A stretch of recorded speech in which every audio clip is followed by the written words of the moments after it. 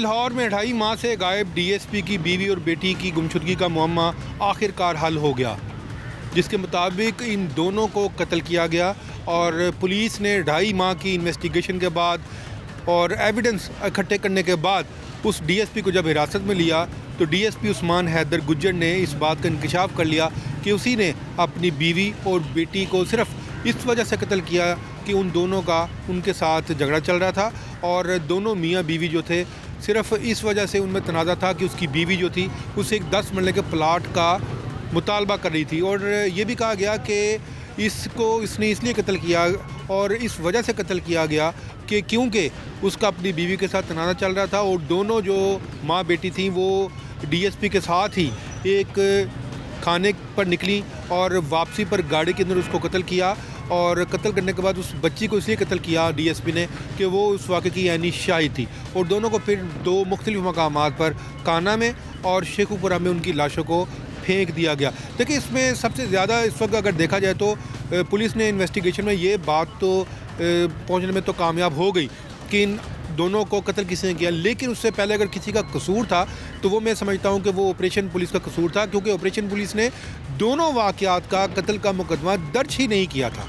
यानी कि उस बच्ची की लाश काना से मिली, पुलिस ने उसमें जिसे कहते हैं गफलत दिखाई और उसमें उन्होंने उसका मुकदमा दर्ज ही नहीं किया। अगर वो मुकदमा 302 का उसी दिन दर्ज हो गया होता तो मेरा ख्याल इस केस को सुलझाने में इतना टाइम ना लगता और 2.5 माह लग गई इस केस तक पहुंचने के लिए, इसकी गुत्थियों को सुलझाने में 2.5 माह लग गए कि इन दोनों को आखिर कत्ल किसने किया। इस बारे में पुलिस ने तफ्तीश कैसे की, वो उस कातिल डीएसपी तक कैसे पहुँचे और अब ये तफ्तीश जो है उसका चालान जो है वो किस तरह बनाया जाएगा, इस बारे में हम बात करेंगे। डॉक्टर अय्याज हैं एसपी इन्वेस्टिगेशन, उनसे आइए हम उनके पास चलते हैं।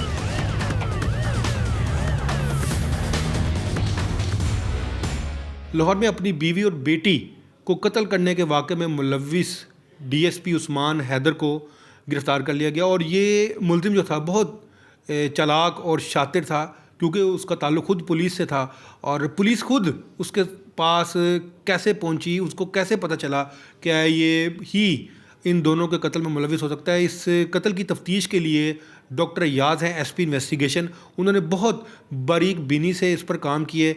हम उन्हीं से पूछते हैं कि वो इस दोहरे कत्ल की तफ्तीश में उनको कामयाबी कैसे और कैसे वो डीएसपी के तक पहुँचे और इस केस को हल करने में कामयाब हुए। अच्छा डॉक्टर साहब ये बताएं, पहले थोड़ी सी तफसील बता दें कि ये कत्ल कब हुई थी, ये अगवा कब हुई और क्या सिलसिला क्या था, क्यों मारा डीएसपी? जी बिल्कुल, 18 अक्टूबर 2025 को थाना भरकी में एक एफआईआर दर्ज होती है 365 सेक्शन के तहत अगवा की, जिसमें जो एफआईआर के मुद्दई हैं ये ख़ुद डीएसपी उस्मान हैदर है। उसमें ये बयान करता है कि मेरी बीवी और बेटी जो है वो काफ़ी दिनों से वो मिसिंग है। इस एफआईआर को लेके तफ्तीश जारी की हमने जब स्टार्ट की तो उसमें इनिशली जो हमें सस्पेक्ट्स उसने जो मेंशन भी किए थे अपनी एफआईआर में, वो अपने ससुराल के ऊपर इल्ज़ाम लगा था कि मेरी जो बीवी और बेटी है उन्होंने कहीं पे छुपा दिया है। तो ज़ाहिर सी बात है जब पुलिस अपनी तफ्तीश स्टार्ट करती है तो इनिशली हमने उनको इंटरोगेट किया, लेकिन कोई ऐसी सब्सटेंशियल चीज़ हमारे तफ्तीश में नहीं आई। तो फिर हमने अपनी तफ्तीश को जो दायरा कार है वो उसको वसी किया और उसको ऑल एंगल से हमने देखना शुरू किया। तो हो सकता है कि ये जो मुद्दई बन रहा है, हो सकता है इसने कोई वारदात ना की हो। तो इन चीज़ों को मद्देनज़र रखते हुए सबसे पहले हमने सीडीआर एनालिसिस किया। जैसे आपको पता है जब भी कोई इंसान मिसिंग होता है तो फर्स्ट एंड फॉरमोस्ट ये बेसिक्स हैं हमारी, बिल्कुल कि मोबाइल कहाँ बंद हुआ। एग्जैक्टली टोटल 6 मोबाइल फ़ोन्स जो इन 3 पर्सनस के इस्तेमाल में थे, डीएसपी और वो जो गुमशुदा मगवियान थी उसकी बीवी और उसकी बेटी, 6 मोबाइल फ़ोन्स की 1000 के करीब हमने सीडीआर उसका एनालिसिस किया। इसमें मैं आपको बताता चलूँ डीआईजी इन्वेस्टिगेशन सैयद 1000 जो सीडीआर का आपने एनालिसिस किया, क्या इनके दरमियान 1000 कॉल्स हुई थी? मैंने आपसे जैसे बताया उसकी जो बी पार्टीज़ हैं मुख्तलिफ नंबर्स की कॉल्स थी। एग्जैक्टली मुख्तलिफ नंबर्स के साथ कॉल्स और लोकेशन, फिर उनको स्क्रूटाइज किया। पूरा एक एनालिसिस होता है। हमारी डीआईजी ऑफिस में एक टीम बनी हुई है, आईटी की टीम है, उन्होंने उसका एनालिसिस किया, पूरा एक मैपिंग की कि right from the day of missing जो डे ऑफ मिसिंग रिपोर्टेड था वो 27 ऑफ सितंबर था, reported by the complainant FIR From जो DSP. डीएसपी, ठीक है। तो जब हमने पूरे पिछले एक महीने की एनालिसिस किया तो 25 सितंबर की जो नाइट है गालिबन 10:30 बजे के करीब जो है, वहाँ पे हमें कोई ऐसे मशकूक सस्पिशियस एक्टिविटी नज़र आई इन CDR एनालिसिस। वो एक्टिविटी क्या थी? 10:30 बजे रात से लेके रात के 3:30 बजे तक, इस टाइम पीरियड में डीएसपी का मोबाइल फ़ोन ऑफ रहता है। अब एक पुलिस ऑफिसर है, हाजिर सर्विस पुलिस ऑफिसर है, कभी भी उसका ये मोबाइल फ़ोन बंद नहीं रहा। तो ये 5 आवर्स का नाइट के टाइम में मोबाइल फ़ोन बंद रहना, that was suspicious for us. तो ये एक बड़ी सिग्निफिकेंट लीड थी। उसके बाद जो मगवियान थी, अब हमने पहले सस्पेक्ट किया कि हो सकता है वो घर छोड़ के चली गई हों, लेकिन ना उनका कोई व्हाट्सएप इस्तेमाल हो रहा था, ना कोई और फेसबुक सोशल मीडिया, कोई बिल्कुल ज़ीरो एक्टिविटी थी। हमने फिर फर्दर एक IPDR लेनी होती है कि इंटरनेट पे कोई सोशल मीडिया कोई एक्टिविटी उनकी हो, इस लेवल तक गए वो बिल्कुल खामोश थी दोनों। और जब ये हमारा पार्ट था CDR एनालिसिस का, एक ये सबूत हमने कलेक्ट किया जो हमारी तफ्तीश को लेके जा रहा था ख़ुद मुद्दई DSP की तरफ। सेकंड थिंग, हमने एक फोरेंसिक्स टीम हमने सोचा कि इसके जो वकूआ जिसका जो घर है, हम ज़रा उसकी तलाशी लें, उसकी सर्चिंग करें, उसका फोरेंसिक एनालिसिस करें। जब हमने बड़ी बारीक बीनी से फोरेंसिक एनालिसिस करवाया, उसमें एक UV रेज़ इस्तेमाल की जाती हैं जो अगर ब्लड के बड़े स्लाइट ट्रेसेस भी हों उसको भी डिटेक्ट कर लेती हैं। तो हम ये तो PFSA वालों ने किया होगा। एग्जैक्टली हमने PFSA वालों को बुला के उसके घर वालों का घर का जो था उसके पूरी सर्चिंग की बरकी में एग्जैक्टली ग्रीन सिटी जो इसका घर था वहाँ पे हमें बेसन पे, वॉशरूम में और बेड पे ब्लड के ट्रेसेस मिले, जो कि अगरचे हमारे लिए एक अलार्मिंग थी लेकिन वो इतनी ज़्यादा सिग्निफिकेंट नहीं थी, जो कि अगला एविडेंस जो मैं आपको बताने जा रहा हूँ जो हम समझते हैं कि बहुत ही हमारे लिए सरप्राइजिंग था। हमने फर्दर इसके इस्तेमाल में जो सरकारी गाड़ी थी, डबल केबन डाला जो होता है, उसका फोरेंसिक्स करवाने का सोचा। उसका अपेरेंटली उसकी जो सीट्स की जो कपड़ा होता है वो तो बड़ा क्लीन था। फर्दर हमने वो ऊपर वाला कपड़ा काट के हमने फोम तक गए तो we were surprised to observe कि फ्रंट सीट पे ब्लड सोक था वहाँ पे। ये मैं बात बता रहा हूँ कुछ महीने डेट के बाद जब हमने इसकी गाड़ी की फोरेंसिक्स करवाया। और जो बैक सीट थी उसका भी फोम जो है वो ब्लड सोक था। A huge volume of blood was soaked in दो सीट्स। तो उसके हमने सैंपल लिए दोनों, फ्रंट सीट से भी और बैक सीट से भी। ये वो मैं समझता हूँ टर्निंग पॉइंट था जिसमें हम समझते हैं कि दैट वाज एन इररिफ्यूटेबल एविडेंस। गाड़ी किसने धोई? इसने जब इस एस्पेक्ट को जब हमने देखा तो हमने फिर इसको शामिल तफ्तीश कर लिया, इंटरोगेशन के लिए इसको बुलाया। तो इनिशली वंस अगेन बड़ा क्लेवर बनने की कोशिश की, इसने डिनाई किया कि मेरे ऊपर ये इल्ज़ाम है और ये सारी चीज़ें।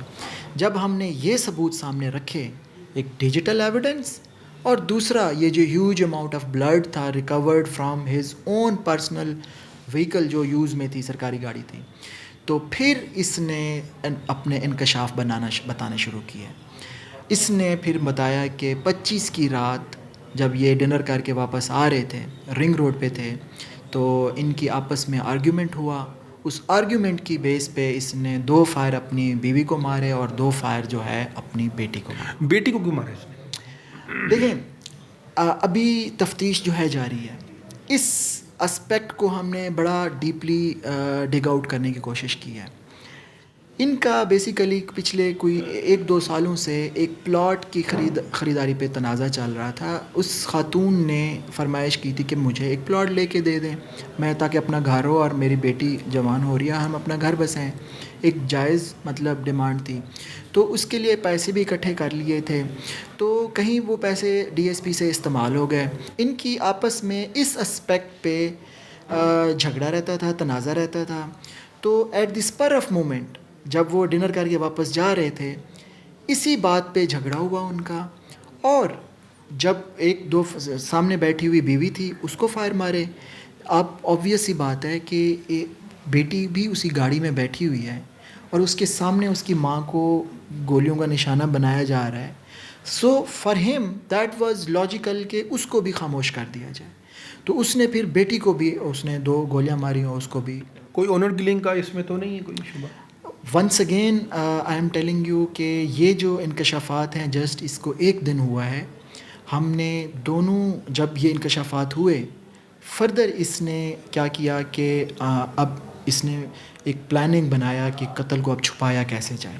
अच्छा या सब ये बताएं कि ये इसमें 311 क्योंकि इसने शवाहिद को भी तो छुपाया ना, और 201 आप मज़ीद ऐड कर सकते हैं? बिल्कुल 201 जो है इसमें शवाहिद को छुपाने वाली बात है, मैं इसी को कंटिन्यू करूँगा। इसने एक जो अपनी बीवी की डेड बॉडी थी वो शेखुपुरा के इलाके फ़िरोज़वाला में मोटरवे के पास फेंक दी झाड़ियों में, और दूसरी जो बेटी की डेड बॉडी थी उसने काना और कसूर के एडजेसेंट एरिया है उसने अपने अंदाजे में कसूर में फेंका था। वहाँ पे एक नाला है, वहाँ पे इसने डेड बॉडी फेंक दी। इसका प्लान ये था कि 2 जो डिफरेंट डिस्ट्रिक्ट्स हैं शेखुपुरा और कसूर, वहाँ पे ये डेड बॉडीज़ डिकम्पोज हो जाएंगी और ये नामालूम रहेंगी, और ये मेरा जो मेन एविडेंस प्राइम एविडेंस था हमारी वो जो डेड बॉडीज़ थी वो मिलेंगी नहीं, तो ये कत्ल का जो मेरे ऊपर इल्ज़ाम होगा वो साबित ही नहीं हो पाएगा। तो फिर उसने अबूरी ज़मानत कैसे करवा ली? तो जब ये सारे सबूत हमने इकट्ठे करना शुरू किए तो हमने हमारा इसका जब इंटरोगेशन में ये सारी चीज़ें आई तो इसने ख़ुद जाके एक लॉयर इसने हायर किया और एक अपनी अबूरी ज़मानत करवाई और ये शामिल तफ्तीश हुआ। क्या पुलिस की जानिब से इसको कोई शक पड़ गया था कि इसको बिठाने लगे आप या गिरफ्तार करने लगे? वो खुद एक पुलिस ऑफिसर है, आप इस चीज़ से मत भूलें। उसको तमाम तजर्बा था चीज़ों का, उसको पता था पुलिस किस चीज़ से कैसे किस रफ्तार से किस डायरेक्शन में जा रही है। लेकिन अल्हम्दुलिल्लाह डीआईजी इन्वेस्टिगेशन की अंडर कमांड में जो टीम है यहाँ पे बड़ा बेहतरीन काम किया है, और हमने दोनों डेड बॉडीज़ रिकवर की हैं। उनके 174 की कार्रवाइयाँ हुई थी और उनको हम सफ़ा मिसल का हिस्सा बनाएंगे। जुर्म छुपाने के सेक्शन इजाद करेंगे 201 है। जहाँ तक आपने ऑनर किलिंग की बात की है, ये एस्पेक्ट जो है अभी ज़ेर तफ्तीश है, हम मुकम्मल डिग आउट करेंगे। ये सब केस उसने काफ़ी ख़राब नहीं कर दिया? 365 का पर्चा, फिर 174 की कार्रवाई, फिर वो मुद्दई भी वो खुद, और उन दोनों पे जो दोनों डेड बॉडीज़ पे कोई पर्चा भी नहीं हुआ। तो आप एक किस्म का इसी पर्चे में आप जाके इसकी सप्लीमेंट्री सारी कार्रवाई होनी है। तो ये तो पर्चा जो है आपका, ये केस मुझे तो ये ख़राब होता नज़र आ रहा है। किसी सूरत भी नहीं, पर्चा ख़राब नहीं होता, सबूत इकट्ठे किए जाते हैं। असल जो इन आइज़ ऑफ कोर्ट होता है वो सबूत होते हैं। लेकिन सबूत में देखें ना, आप दोनों डेड बॉडीज़ का अगर आपने करवाया है क्रॉस मैच, तो आपको उनसे हुआ ही नहीं है। अगर जो गाड़ी से ब्लड मिला है आपने उस ब्लड को लिया है, उन दोनों डेड बॉडीज़ की जो हालत थी वहाँ से तो ब्लड मिल ही नहीं सकता था। वो फिर आपने क्रॉस मैच कैसे किया? वो किसके ब्लड से किया है? दोनों डेड बॉडीज़ का पोस्टमार्टम हुआ है, उनके सैंपल लिए गए हैं जो कि हमारे पास मौजूद हैं, उनको फोरेंसिक्स भिजवाया गया है। क्या उनकी कब्र कुशाई हुई है? जब ये डेड बॉडीज़ मिली थी, आप ट्राई टू अंडरस्टैंड कि एक डिकम्पोजिंग डेड, लेकिन वो 174 की कार्रवाई हुई है ना? उस 174 की कार्रवाई में पोस्टमार्टम होता है। हुआ है postmortem? Exactly, postmortem report postmortem में तो उसकी डेथ कॉज ऑफ डेथ ही नहीं है। अभी इंटरम पोस्टमार्टम रिपोर्ट है, उसके जो सैंपल्स हैं वो फोरेंसिक्स में भिजवाए गए हैं। अब ये बड़ा अच्छा क्वेश्चन किया आपने। वो जो सीट से अब हमने ब्लड सैंपल्स लेने हैं, उधर से जो डिकम्पोजिंग डेड बॉडीज़ का पोस्टमार्टम के जो सैंपल्स हैं, ये दोनों जब सैंपल्स जाएंगे फोरेंसिक्स, उसके बाद ही फिर बनेगा ना, उसके बाद वो केस बनेगा। और वो स्ट्रॉन्ग हमारा जो सबूत है, ये मैं आपको बता दूँ, ये तमाम जो सबूतों की चेन है ये इसकी गर्दन तक फिट होती है। यहाँ पे मैं एक चीज़ बताता चलूँ कि इन्वेस्टिगेशन में 2 तरीके होते हैं स्ट्रेटजी के। एक ये होता है कि मुलज़िम को गिरफ़्तार करके सबूत इकट्ठे किए जाएं। दूसरा तरीका ये होता है कि सबूत पहले इकट्ठे कर लिए जाएं और फिर मुलज़िम की गर्दन तक पहुँचा जाए। जी, लाहौर में DSP उस्मान हैदर गुज्जर के हाथों कत्ल होने वाली उसकी बीवी समिया और बेटी खनसा जो हैं, उसकी खाला जो है तहमीना यानी कि उसकी बीवी की बहन, इस वक्त वो भी हमारे साथ मौजूद है। हम उनसे पूछते हैं कि उन्हें ये कैसे इल्म हुआ कि ये दोनों मिसिंग हैं और इन्होंने कितनी इस पे तगोदो की जिसके बाद ये पता चला कि उसी ने उनको कत्ल किया। अच्छा ये बताएं बाजी कि आपको ये पता कैसे चला कि आपकी बहन और भांजी जो है वो गायब है? इनके तकरीबन 25 से ना डाटे बंद थे, मोबाइल हम फ़ोन करते रहते थे तो इनके मोबाइल नंबर जो थे वो बंद जा रहे थे। तीनों मोबाइल थे इनके बच्चियों के, तो तीनों मोबाइल कभी भी बंद हुए नहीं ज़िंदगी में। पूरी जैसे जितने 20 साल गुजारे हैं ना मैंने, इन बच्चियों ने बंद कभी मोबाइल किए नहीं। हमें थोड़ा सा शक था, हमने कहा शायद वैसे पहले तो यही था कि भाई शायद वो नेटवर्क का कोई मसला है या मरी चली गई हैं या कहीं कोई ऐसे। लेकिन आहिस्ता आहिस्ता जैसे हम करते जाते थे, फिर इसको भी हमने कॉल की है, इसने शटअप कॉल दे दी। फिर मेरा यकीन, क्या शटअप कॉल दी थी कि भाई मेरी बेटी जा रही थी ना बाहर, तो उसने कॉल करके कहा कि खालू खाला से तो बात कराएं। तो इसने कहा था आइंदा इधर कॉल नहीं करनी। मैं आपको इसी वही बात बताई जा रही हूँ बार बार जो इसने की है। फिर भी मैंने कहा शायद कोई लड़ाई झगड़ा होता रहता है इनका आपस में, तो हमने तवज्जो नहीं की उस वक़्त। तो लेकिन ये इतना बड़ा मामला हो जाएगा हमें कभी ख्वाब में भी नहीं था। अगर मुझे पता होता तो मैंने 25 को ही इसके घर चले जाना था, मुझे पता नहीं था। अच्छा, क्या इनका कोई तनाज़ा चल रहा था, कोई लड़ाई चल रही थी? इनके झगड़े, इसकी बीवी दूसरी जो थी वो मरवाती थी इसको, ठीक है ना, वो मरवाती थी इसको। इसका भाई वगैरह जो भी हैं इसको अच्छा नहीं मेरी बहन को समझते थे, तो वो जो भी उधर से भरा हुआ आता था इधर आके फिर इसको तशद्दुद का निशाना बनाता था। जब बेटी बचाने आती थी माँ को, उसको भी मारता था। ये कहता मेरी बेटी बेटी बेटी का देखा क्या इसने हाल। अच्छा, आपकी बहन ने कोई इस पर मुकदमा भी दर्ज कराया था? मेरी बहन ने इस पर कोई मुकदमा दर्ज कहाँ जाने देता था भाई, जिसको तो इसने तो लोकेशनें लगाई हुई थी मोबाइलों पे। ये कहीं भी जाती थी साथ ही आप खुद आ जाता था, यानी कि ये टचमेंट हमारे साथ भी नहीं होने देता था। ये इतना वो कहते ना बड़ा दरिंदा शिफ्ट बंदा निकला है। इसने इस तरीके से मारा है बच्चों को, और इस तरीके से लाशों की जो बेहुरमती की है, इंसानियत सोच सलूक की है इसने। इसको फांसी की सज़ा हो। पूरा पाकिस्तान, मरियम नवाज शरीफ साहब, शहबाज शरीफ साहब, चीफ जस्टिस साहब पाकिस्तान और पूरा पाकिस्तान मेरा साथ है। इसको फांसी के फंदे तक पहुँच जाए, इसकी लाश को भी नाले में फेंका जाए। इसकी लाश को मेरा मीडिया से इंतज़ार है, मेरी मीडिया ने बड़ा साथ दिया है, मेरा पुलिस ने साथ दिया है। पुलिस जो है अंसर भाई हैं हमारे, माशाल्लाह अल्लाह में उनको ज़िंदगी लगाए। अंसर भाई हमारी एसपी साहबा जो है हमारी कैंट की, वो बहुत नाइस इंसान है, अल्लाह मियाँ उनको तरक्कियाँ दे। उन्होंने मेरा हौसला बढ़ाया है, तो हम यहाँ खड़े हैं। नहीं तो 2.5 महीने तो पुलिस ने इसको गिरफ्तार ही नहीं किया था। वो सब सारी बात है, ये डीएसपी है, इसने सारे सबूत मिटा दिए थे, लेकिन मुझे शक था। मैंने कहा इसको पकड़ेंगे ये सारा कुछ भूगल देगा, इसके भाई को पकड़ेंगे तब ये भूगल देगा। लेकिन भाई कैसे क्या ताल्लुक? मसला ये है कि वो इसको अच्छा नहीं ना समझता था। तो मसला ये था कि इसके पास सब, हमारे पास एविडेंस, पुलिस कहते हमारे पास कोई सबूत होते तो फिर वो पकड़ा जाता ना। आप मुकदमा दर्ज कराने के लिए गई थी उनकी गुमशुदगी का और या कत्ल का?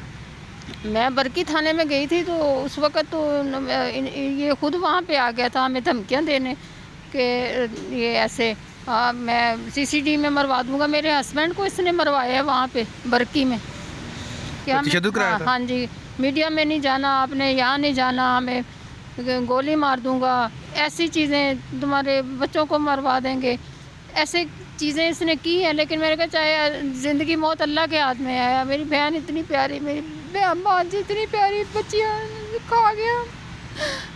हमें कहता अगर इसको नहीं था हमें दे देता, हम रख लेते, मैं रख लेती अपनी बहन को।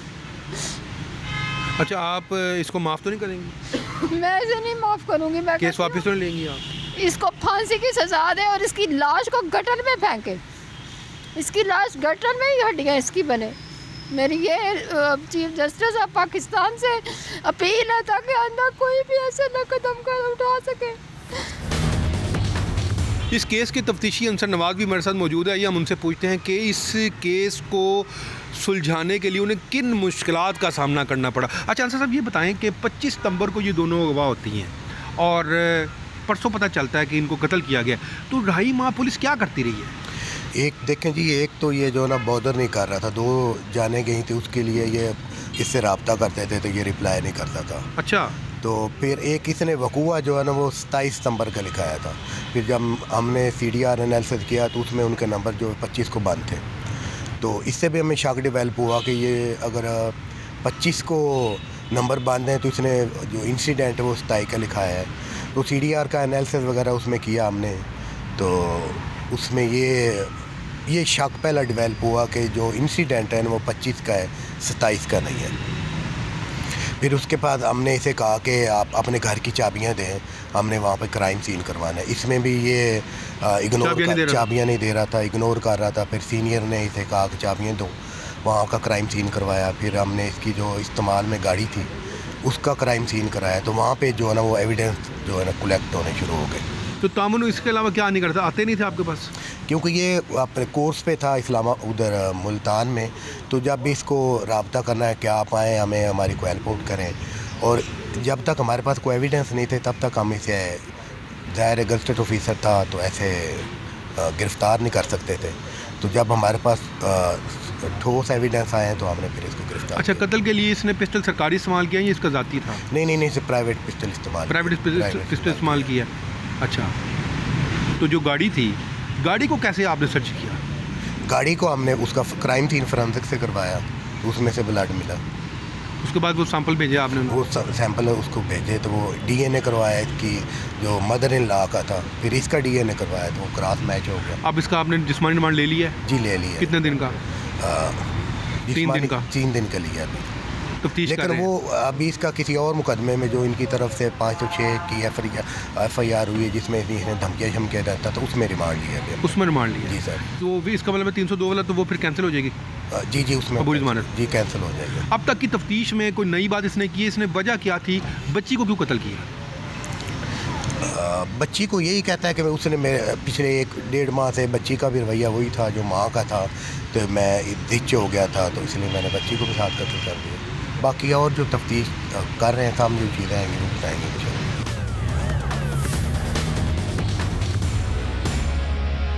प्रोग्राम जुर्म सज़ा के लिए मैं हूं मुल्तान से जौहरत नदीम, और आज हम बात करने वाले हैं जो खाने में मिलावट की जाती है उस हवाले से। शहर भर में, मुल्तान में ख़ास तौर पे अगर देखे चलें तो रेस्टोरेंट्स हैं, जो दीगर खाने पीने की जगहें हैं, वहाँ पे अक्सर जो है वो रेट्स पड़ रही होती हैं कि उनमें नाकिस और ख़राब जो है माल इस्तेमाल किया जाता है। इसी हवाले से पंजाब फूड अथॉरिटी के दफ्तर में हम मौजूद हैं और यहाँ से जो है वो एक नामालूम जगह के ऊपर रेड मारने के लिए अभी जो है यहाँ से टीम निकलेगी। अब यहाँ पे देखते हैं कि वो रेड जो है वो कहाँ मारी जाती है और वहाँ से क्या चीज़ बरामद होती है। आइए चलते हैं।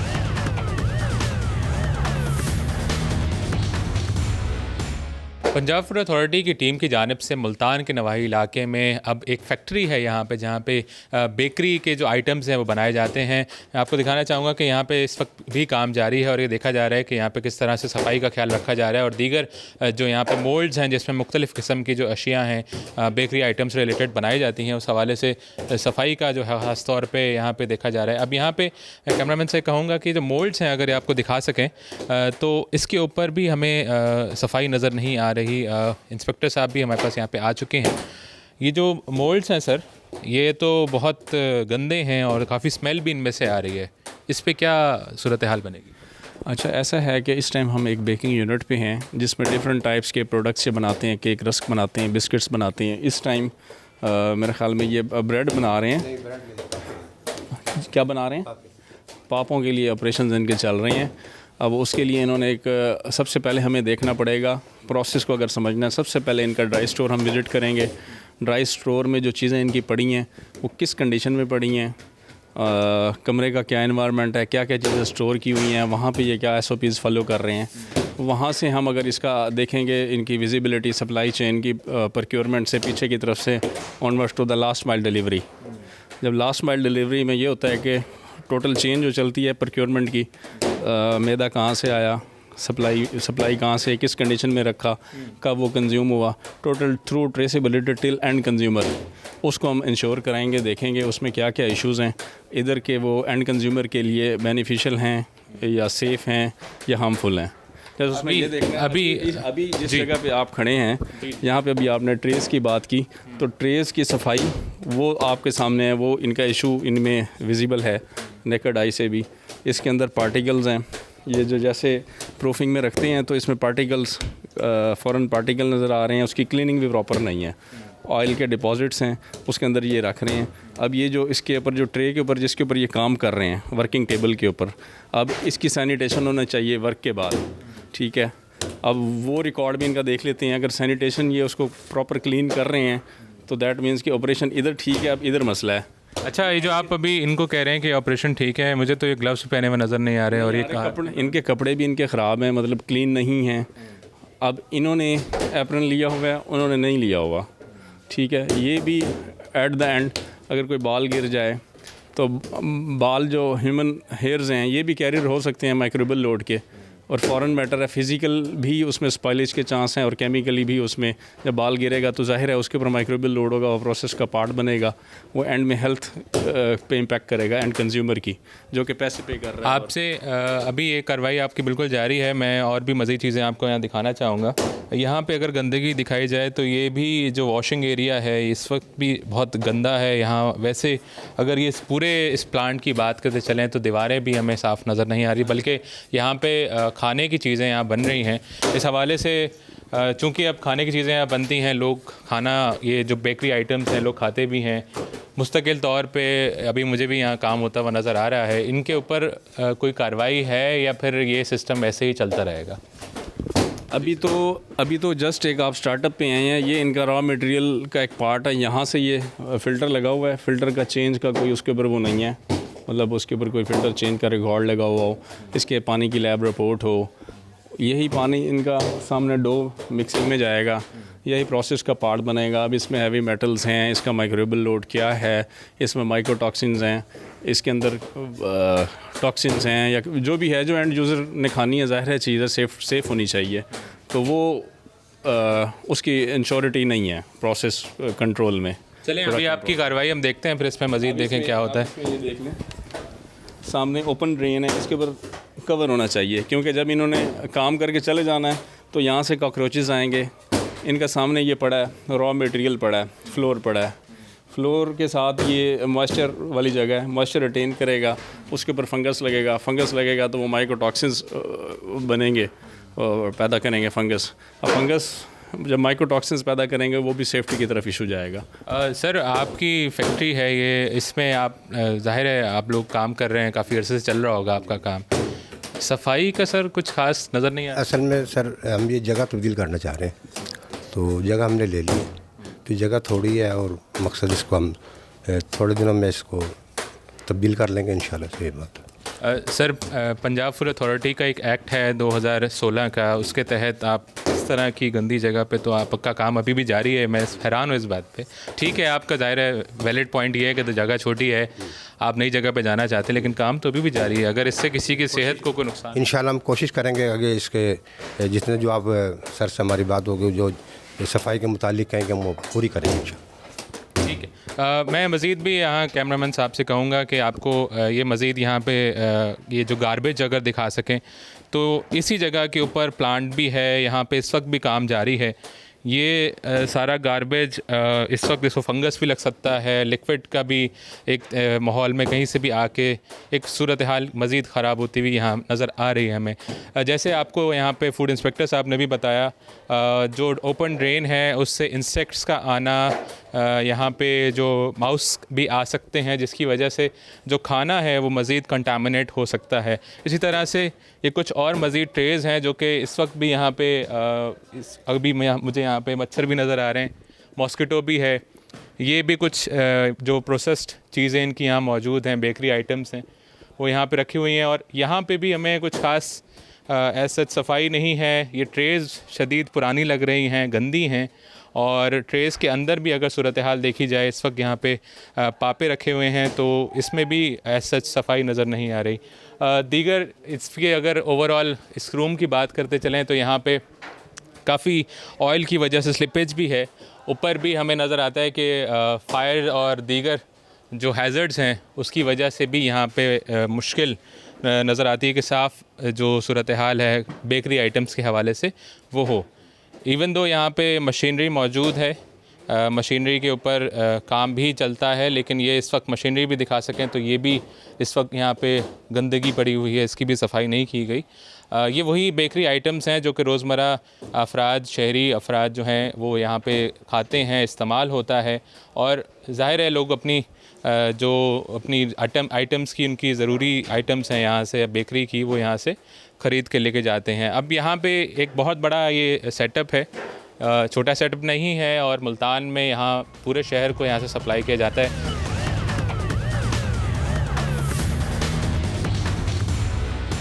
अच्छा, एक और चीज़ मैं आपको यहाँ बताते चलूँ, जैसे आप ओवन के करीब आते जाते हैं यहाँ पे हीट भी काफ़ी बढ़ती जा रही है। तो ना सिर्फ ये कि यहाँ पे गंदगी काफ़ी ज़्यादा है, बल्कि जो वर्कर यहाँ पे काम कर रहा है उसके लिए मुस्तकिल एक्सपोजर रखना, अगर वो 8 घंटे भी लीगली यहाँ पे काम करता है तो उसकी सेहत के ऊपर भी काफ़ी यहाँ पे असर हो सकता है। आप लोग यहाँ पे काम कर रहे हैं, कब से कर रहे हैं, क्या सूरत हाल है यहाँ पे? काफ़ी अर्से से काम कर रहे हैं जी। ये आपको कोई प्रोटेक्टिव इक्विपमेंट, कोई कपड़े ऐसे दिए जिससे आप बच सकें इस गर्मी से? कोई कैप? नहीं सर, ये गिलाफ देते हैं सिर्फ पहनने के लिए और बोरी देते हैं टाट बनाने के लिए। अच्छा, आप कितने घंटे यहाँ काम करते हैं? 8 घंटे 9 घंटे। 8-9 घंटे काम करते हैं। 8-9 घंटे काम करने के बावजूद मुझे तो नहीं लगता कोई आम आदमी इतनी गर्मी में यहाँ खड़ा कर सकता है। यहाँ तो कोई पंखा भी नज़र नहीं आता। सर ये पंखे लगे हुए हैं ना ऊपर, ये गर्मी ऊपर खींचते हैं इसके। ये तो एग्जॉस्ट है ना? जी। आपके लिए क्या लगा?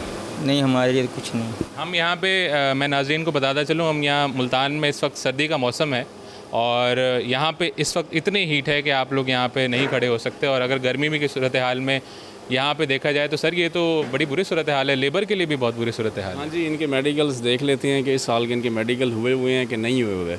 ये तो चलें, एक बात है कि एम्प्लॉइज़ वेलबींग की बात है, लेकिन उसमें इनके लिए जो हमने SOPs PFA के डिफाइंड हैं, एनुअली इनके मेडिकल फिटनेस सर्टिफिकेट्स होने चाहिए। अगर अवेलेबल हैं तो ठीक है, नहीं है तो फिर उसके हिसाब से फिर हमको इसको देखें।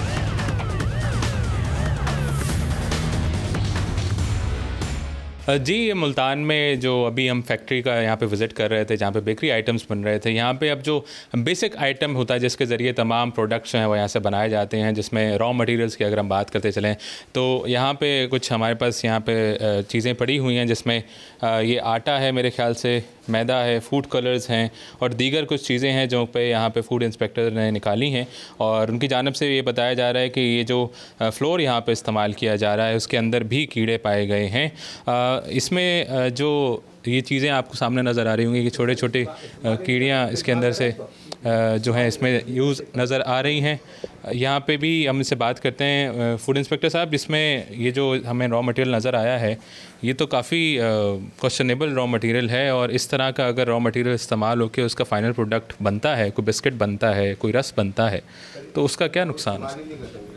जी, चलें, अगर इस्तेमाल नहीं कर रहे तो फिर हम इसको रखने का फ़ायदा नहीं है, क्योंकि इसके ऊपर जब इंसेक्ट पेस्ट आएंगे, जो चीज़ें ठीक हैं तो उसके ऊपर भी इनका अटैक जाएगा। जब उनका अटैक जाएगा तो ये एक सर्टन माइक्रोबियल लोड कैरी करते हैं, उसकी अफजाइश नस्ल जब बढ़ेगी तो बाकी जो चीज़ें ठीक पड़ी हैं उसको भी इफ़ेक्ट करेंगी। एक तो आपका लाइट प्रॉपर नहीं है इधर, एक तो लाइटिंग का इंतज़ाम कराएँ, इधर माइट्स वगैरह कि वो बन रही हैं, शेल्स बन रही हैं, माइट्स है, स्पाइडर है, वो भी कंटेमिनेशन का रिस्क क्रिएट करती हैं। अब आप सामने इधर देखें दीवारों के साथ आपका ना फ्लोर लगा पड़ा है। जब फ्लोर लगा पड़ा है, ये आटा पड़ा है, तो आटा एक मीडिया है खाने पीने का। यहाँ पे हशरात होंगे, दूसरी मखलूक़ात होती हैं जो खाने पीने को इसके ऊपर अट्रैक्ट करती हैं, काकरोचेज़ होते हैं, इंसेक्ट्स होते हैं, कीड़े मकोड़े होते हैं। जब वो आएंगे, जो चीज़ें आपकी ठीक हैं उसको भी वो स्पॉइल करेंगे।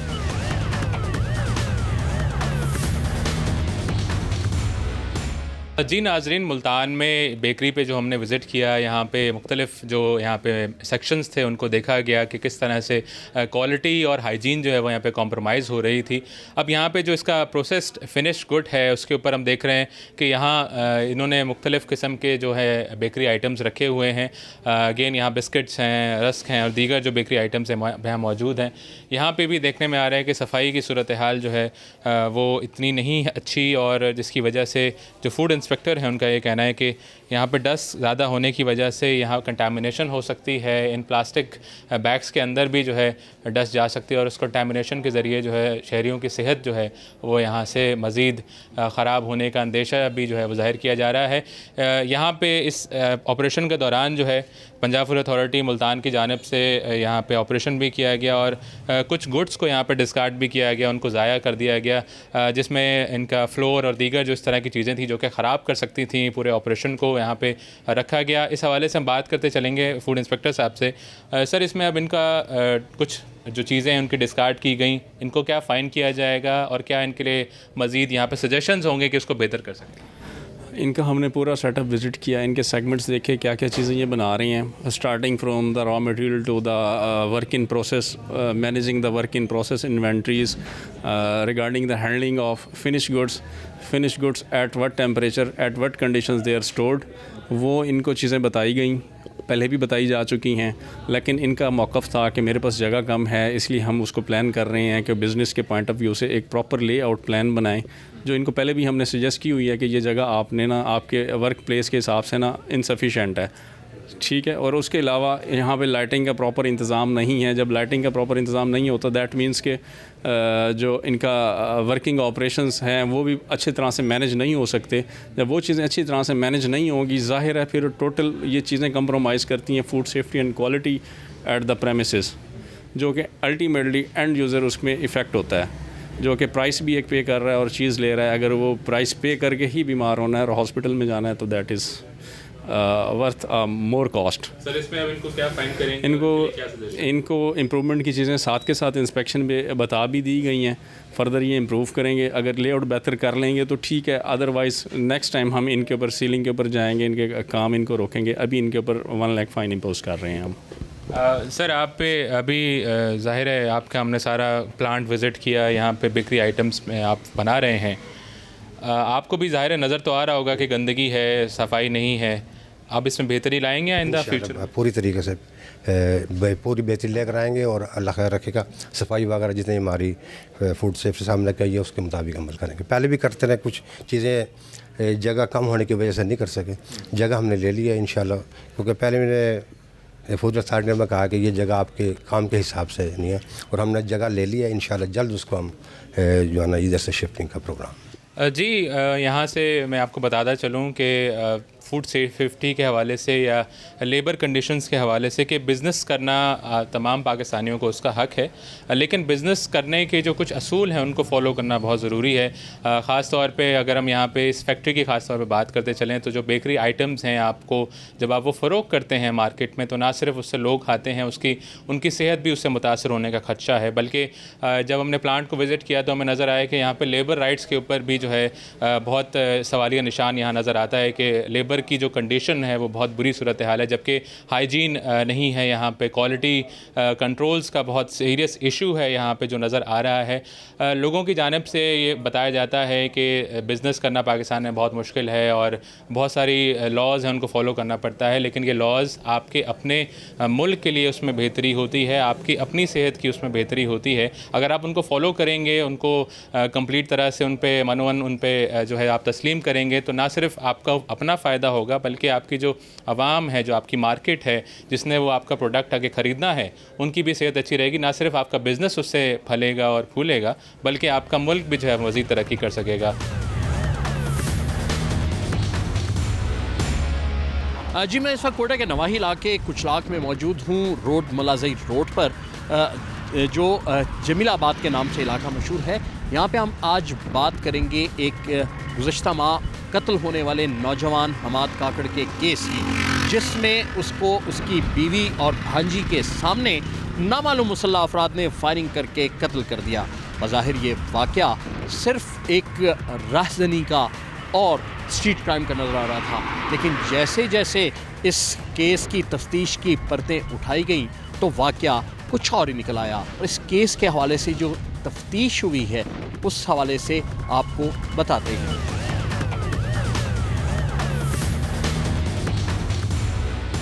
निजी बैंक में जॉब करने वाला हमाद काकड़ कैसे समझता कि 1 साल भी उसकी शादी को पूरा नहीं होगा कि उसे कत्ल कर दिया जाएगा। इस लर्ज़ाखेज़ वारदात में जैसे जैसे तमाम परतें तफ्तीश की उठी हैं तो बहुत से हैरत अंगेज़ इंकशाफात सामने आए हैं, जिसमें इस मकतूल की कातला उसकी बीवी निकली है। पुलिस के मुताबिक इस वाक़े में उन्होंने 3 मुल्ज़िमान को गिरफ़्तार किया है। इस वक्त हमारे साथ इस तफ्तीशी टीम के एक रुकन असद खिल साहब मौजूद हैं। हम उनसे जानते हैं इस केस में क्या तफ्तीश हुई, वो कैसे मुल्ज़िमों तक पहुँचे और कितने मुल्ज़िमों को गिरफ़्तार किया अब तक। असद साहब, इसकी कुछ तफसील बताइए कि तहकीकात हुई, क्या हुआ, कौन कौन मुल्ज़िम साबित हुआ इसमें? ये हमाद मर्डर इंसिडेंट जो था, इसकी एफआईआर होने के बाद एसओपी के मुताबिक इन्वेस्टिगेशन इसकी एसीआईडब्ल्यू को सौंपी गई। एसीआईडब्ल्यू में जो होमिसाइड यूनिट है उसके इन्वेस्टिगेशन ऑफिसर बशीर साहब, उन्होंने इसकी इन्वेस्टिगेशन की। मीनवाइल इसके साथ एक प्रॉपर टीम बनाई गई इन्वेस्टिगेशन की, जिसमें एनालिसिस विंग शामिल था, आईटी शामिल था, क्राइम सीन यूनिट और फर्दर सीसीटीवी फुटेज की जो टीम है उन्होंने इस पर वर्कआउट शुरू किया। और इसकी सुपरविजन एसएसपी साहब ने खुद की, डायरेक्ट उसकी सुपरविजन भी करते रहे और प्रैक्टिकली जो है ना पार्ट ऑफ टीम भी रहे। क्यों, इंतहाई हसास किस्म का केस था। इसकी इनिशियल इन्फॉर्मेशन ये थी कि ये एक स्ट्रीट क्राइम का केस है, तो टेक्निकल ग्राउंड्स पर वर्कआउट करते हुए हमें इसमें क्लू मिला, जिसमें मेन जो था, जो मर्डर में इस्तेमाल होने वाली गाड़ी जो थी उसकी आइडेंटिफिकेशन थी। मीनवाइल विद इन 4 डेज़ जो हमारी मेन सस्पेक्ट थी अतः रहमान, जो डिसीज की वाइफ थी, उन्होंने जो है ना गिरफ़्तारी दे दी। गिरफ़्तारी के बाद उन्होंने अपनी स्टेटमेंट जो है ना रिकॉर्ड करवाई कि बाबर अली अफरीदी जो है वो इस केस में, वो इस इंसिडेंट के जो है ना मेन मुलजिम है। वो बाबर अली ने जो है ना फायरिंग की, जिसकी वजह से जो है ना हमाद मारा गया। तो दौरान तफ्तीश हम बाबर अली अफरीदी को नॉमिनेट किया गया और मुलजिमा का 164 का स्टेटमेंट करवाया गया। तो मेन जो अक्यूज़ थे बाबर अली को जब अरेस्ट किया गया तो उसने जो है ना कन्फेस किया ये जो मर्डर था उसकी प्लानिंग और सारी जो है ना जो मौक़ात थे उसके बैकग्राउंड जो था वो उसने कन्फेस किया। उससे जो है ना जो मर्डर में इस्तेमाल होने वाले वेपन थे, पिस्टल और खंजर, वो उसे रिकवर हुए। और उसने अपने जो को अक्यूज़ था जिसने मुआवनत की थी इसमें मर्डर में, उसको जो है ना नामजद किया। पुलिस के इन्वेस्टिगेशन ऑफिसर ने बताया कि ये वाकया बज़ाहिर कत्ल का लगता है, लेकिन अतिया, रहमान और बाबर के दरमियान पुरानी आशनाई थी, जिसके नतीजे में ये कत्ल हुआ और इसका एतराफ़ अतिया ने दौरान तफ्तीश किया है। जी, मैं इस वक्त क्वेटा के नवाही इलाके कुचलाक में हमाद काकड़ नामी नौजवान के घर पर मौजूद हूँ, जिसे गुज़िश्ता माह 11 नवंबर को नामालूम मुसल्लह अफराद ने रात गए घर वापस आते हुए फायरिंग करके कत्ल कर दिया। इस हवाले से उनके भाई की मुद्दत में मुकदमा दर्ज हुआ। वाक़े की तफ्तीश जारी रही। इस वक्त मैं मौजूद हूँ उनके घर पर। उनके भाई ज़रक ख़ान मेरे साथ मौजूद हैं।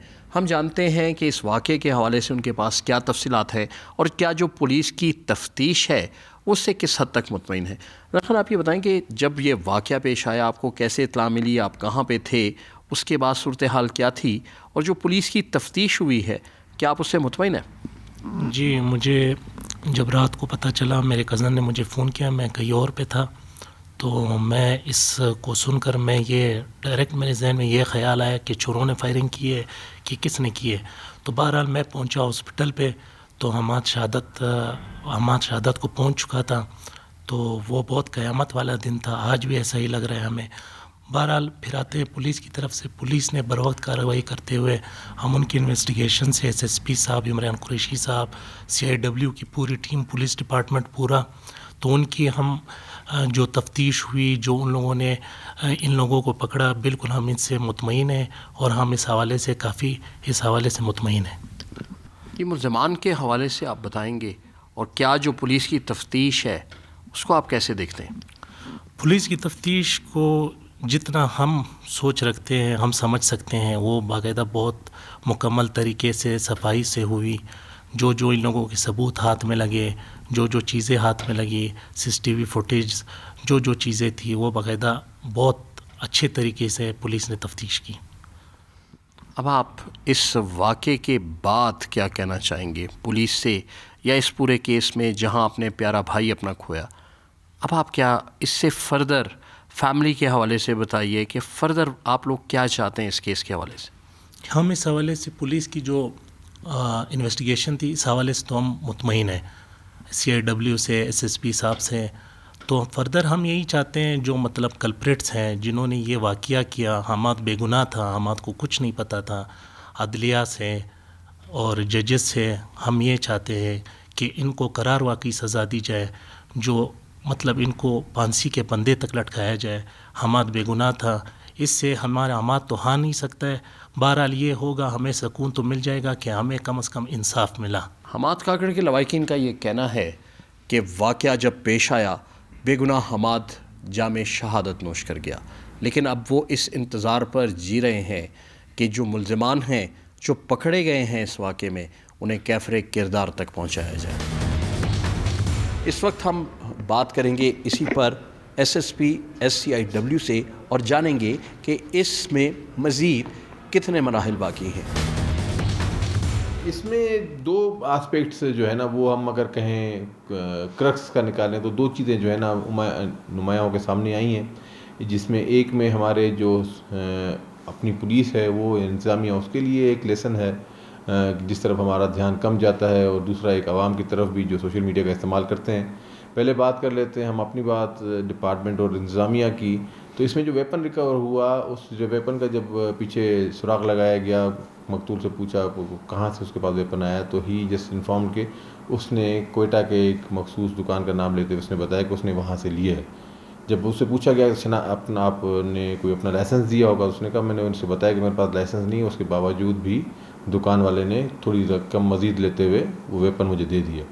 तो इसी इतराफ़ पे फिर हमने मज़ीद वहाँ पे जाके CCTVs पे भी काम किया, जिससे साबित हुआ कि वहाँ पर उसी दुकान पे गया है, और वहीं पे दुकानदार जो है फिर उसके ख़िलाफ़ भी हमने कार्रवाई की है, उसके ख़िलाफ़ केस भी रजिस्टर करवाया है, उसकी दुकान भी सील की, और हमने इंतज़ामिया को, कंसर्न होम डिपार्टमेंट को लिखा भी है कि इस दुकान को सील भी किया जाए, इनका लाइसेंस भी रिवोक किया जाए, और आइंदा के लिए बाकियों को भी पाबंद किया जाए कि मैकेनिज़्म इस किस्म का बनाओ कि बग़ैर लाइसेंस के ये जो है ना आगे असला जो है लोगों को सेल ना करें, जो यहाँ पे असला डीलर्स हैं। इसी तरीके से जो आवाम के कॉन्टेक्स्ट में बात कर रहा हूँ, सोशल मीडिया का जो इस्तेमाल है, सोशल मीडिया के इस्तेमाल में इस केस में भी ये चीज़ सामने आई है कि प्राइवेसी सेटिंग्स जो थी मकतूल की बीवी ने, वो अपनी पिछले 1.5-2 साल से जब से वो सोशल मीडिया इस्तेमाल कर रही थी, तो उनका उस तरफ ध्यान नहीं था, उनकी प्राइवेसी सेटिंग्स बिल्कुल ऑन थी तमाम उनके कॉन्टेक्ट के लिए। तो उसे हो ये रहा था कि जैसे कि ये कातिल बाबर अली भी उनके कॉन्टेक्ट में शामिल था, तो उनको उनकी लाइव लोकेशंस, एग्जैक्ट लोकेशन जो है ना उनकी और उनकी मूवमेंट्स का लाइव उसको पता चल रहा था, जिसका फ़ायदा उठाते हुए उसको ना सिर्फ इनके मौजूदगी कहाँ है उसका पता चला, बल्कि कहाँ किस टाइम पे ये मूव कर रहे हैं, किधर मूव कर रहे हैं, ये भी उसको लाइव पता चल रहा था। तो इसमें हमारे लिए लेसन ये भी है कि हमारे जो सोशल मीडिया का इस्तेमाल करने वाले नौजवान हैं, या जो भी बाकी भी हमारे अवाम इस्तेमाल कर रही है, तो इस तरफ ध्यान दें, ख़ास करके जो लेडीज़ हैं वो भी, कि जो उनकी सोशल मीडिया की प्राइवेसी सेटिंग्स हैं वो इस तरीके की रखें कि जिससे खुदा न ख्वास्ता उसका जो है ना गलत इस्तेमाल उनके कॉन्टैक्ट लिस्ट में जो लोग हैं वो ना कर सकें।